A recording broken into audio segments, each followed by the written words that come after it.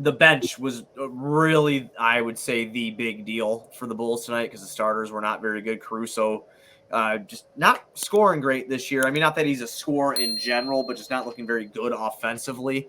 So, do you think Billy on these back-to-backs has to make an adjustment there then? Because defensively, Caruso won in his role is used to that off the bench dog mentality, bring the energy off the bench, as opposed to having Io and him together. We saw a combo tonight of Derek Jones Jr. and Pat Williams in the small time that they played together. Yeah, I saw that. That was cool.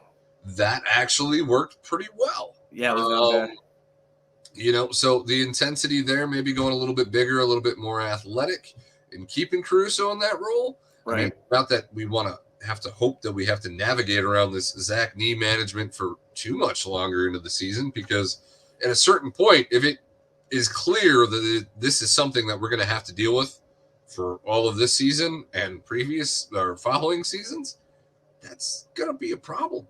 I think so. I totally agree with you. I'm not sure how we should tweak it because, like, I could sit here and try to sound smart and be like, "Oh man, he should have started Kobe because we need somebody to help with the scoring." And of course, Kobe's box score tonight would back up that first half he played. Unbelievable. Like, I was getting throwback Kobe White vibes. I was like, all right, cool. Here he is. Here's the kid who I was excited about. Like, there he is. It's 31 minutes for Kobe tonight. And I mean, I'll tell you what. Give him more credit than credit's due here for just the scoring of the ball. But for the last couple games, 9 minutes, 13 minutes. I know Zach's out, but you come out 31 minutes fucking ready to play tonight, and that's exactly what he did. 50% from the field, 3 for 7 from downtown. He finishes with 19 points, 4 boards, 4 assists, 1 steal. Only 1 turnover. He was a plus 18. He was a team leading plus 18 tonight. For a guy who went into the offseason expecting to need a contract extension, whether that was logical or not from his standpoint, to come into the year, know you're going to be coming off the bench, but then find out that Zach's going to sit out every back-to-back and know that you're going to be needed for your scoring in these games, to finally show up like he did. Hopefully it is something that we can continue to see, because it really is the only way that we're going to get around this Zach LaVine sitting on back-to-backs, is to get 20-plus from somebody like Kobe consistently when you can expect it, when he has to step up. I think that needs to be in the back of his head too, to echo what you said. Like, he needs to realize, if this is, like you said, if this is going to be a common trend, not for just his team to win, but for Buddy to, like, really come up of it and be like, okay, well, this is what I'm doing when my star player's out. I'm having to come in and do this. That's contract talk at the end of the year, I mean, that seriously.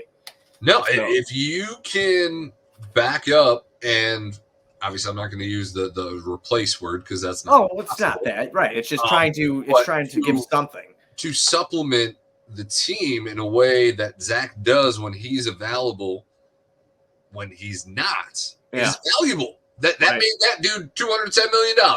Right. If you can do that in a backup role, and when you're called upon and when it's expected of you, you are going to get paid. Right. And obviously, I don't really want to see Kobe leave. I do think he is a valuable piece, even though our last show, we also felt that he was going to be the odd man out of the rotation. Yeah, I mean, it's so weird. I mean, and even how Billy's doing this right now, I mean, I know that they cannot keep this rotation going when the dog days start coming up, and when the really nitty gritty to try to, if that's what the goal is, which I'm assuming it is to avoid the play-in. Like, you want to get into that top 6. Like, he's going to have to drop down this rotation. But if he does it all the way up into that point, you're running 10, 11 guys a night, trying to keep freshness and, not just keeping people fresh, by bringing in and out people so you're not playing crazy minutes, but also keeping the guys that aren't typically getting playing time, well-tuned. Engaged. Yeah. Right, engaged, well-tuned. So, I mean, I like that. But, yeah, no, when we were talking in our last episode, I mean, seriously. I mean, we have so many guards. We play. Right. I still don't feel like I'm wrong. I think he is the odd man. With a healthy Zach, he probably is. But without Zach, you need him. Like, as much as we're willing to throw Kobe in any and every trade available out there for somebody that's going to supplant Patrick Williams, right. Ironically, you feel for him at the same time, because he is desperately needed on this team. He is an X factor, and obviously for the first few games of the season, we didn't really get it until we saw it tonight. Yeah.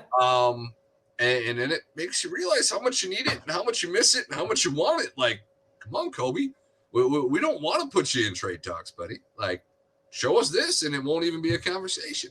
Right. Oh, absolutely. I mean, even like you said, with how many guards there is right now, I mean, he really has to be motivated from almost all ends. Like, he just has to. If he can continue doing stuff like this and get back to his career averages, I mean, which I know is in less minutes is impossible, but you know what I'm saying. Like, just kind of getting back to that trajectory. You know, the Bulls will be in a better spot. I mean, this bench is just, I gotta say, man, this bench is just unbelievable. I mean, through the 6 games this year, the Bulls are 3-3 now. They've been good in every game. Every game. And now we're sitting here talking about the starters, but we're sitting here talking about the starters because the star player isn't fucking playing with the starters consistently enough. It's again, once again, it's that famous Chicago Bulls constant change. It's just nothing can ever be solidified, and this is the way that it is. So it's frustrating. But we're getting back to it, and we have a comment from our buddy Shy Sports saying that Javonte got too much time tonight. Was it too much time, or was it just at the wrong time?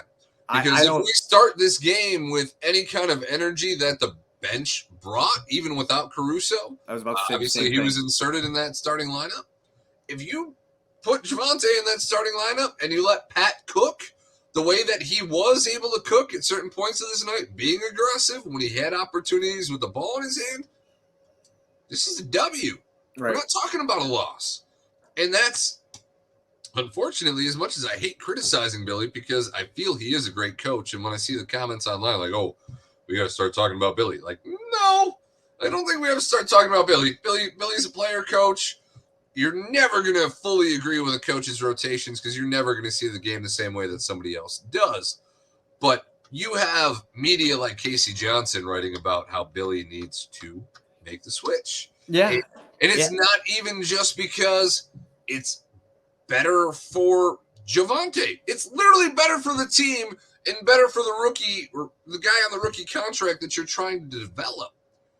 It's simply just a better fit, and the majority of people see it. And at a certain point, I don't know if or when Billy will pull that trigger.